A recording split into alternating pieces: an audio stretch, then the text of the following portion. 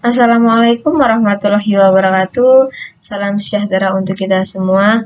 Nah, anak-anak, sebelum memulai kelas virtual bahasa Indonesia, mari kita berdoa menurut kepercayaan dan keyakinan kalian masing-masing. Berdoa mulai. Berdoa selesai. Nah, anak-anak, untuk pertemuan kali ini, Bu Ritna masih menjelaskan tentang mata pelajaran bahasa Indonesia, yaitu tentang teks deskripsi. Ya, semoga kalian masih ingat tentang teks deskripsi.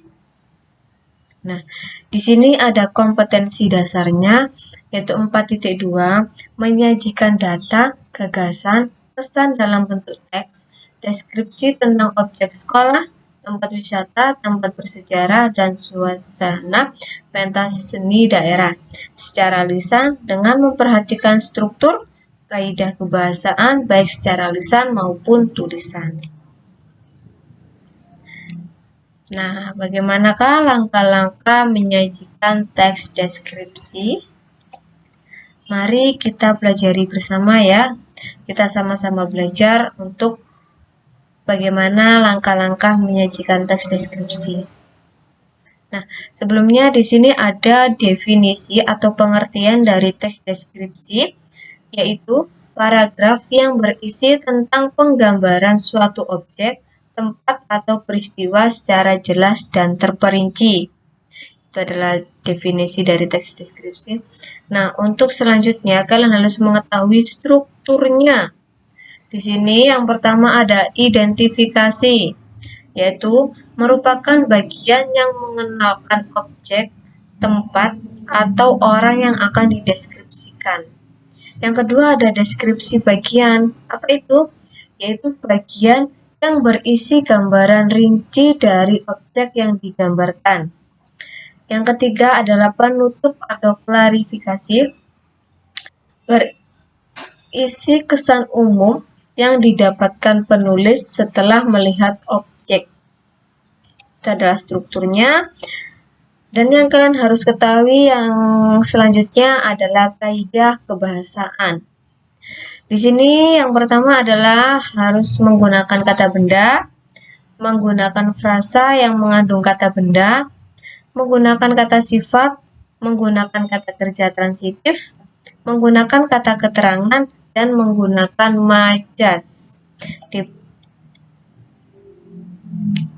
Nah, untuk selanjutnya yaitu langkah-langkah menyajikan teks deskripsi.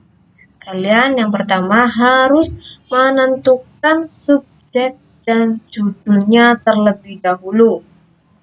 Setelah menentukan subjek dan judulnya, kalau sudah menemukan, yang kedua yaitu membuat kerangka bagian yang akan dideskripsikan.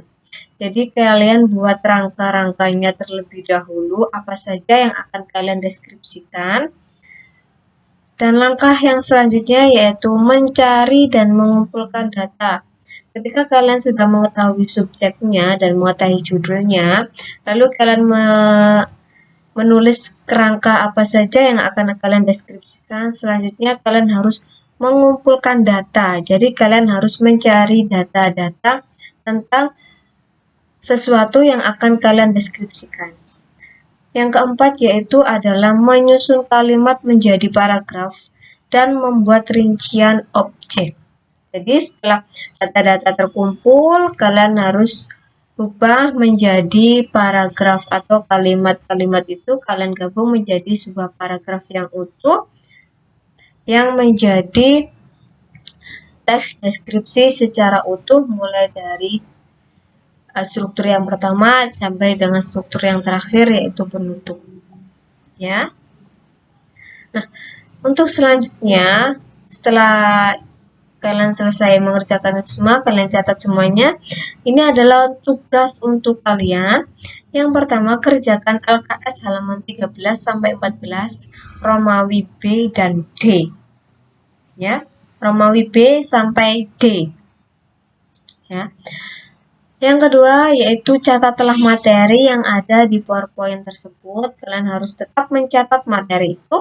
Dan yang ketiga, tetap kumpulkan tugas di kolom tugas Microsoft Teams. ya. Ingat di kolom tugas. Nah, terima kasih.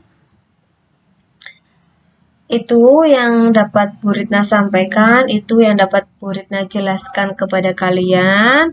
Semoga ilmu yang kalian dapat untuk pertemuan kali ini dapat bermanfaat dan kalian bisa mengerti dan memahami apa yang Ibu Ritna jelaskan tadi. Apabila kalian kurang paham, kalian bisa tanya Bu Ritna secara langsung baik melalui chat Microsoft Teams maupun chat WA. Ya, kalian harus tetap semangat, tetap menjaga kondisi. Terima kasih. Wassalamualaikum warahmatullahi wabarakatuh.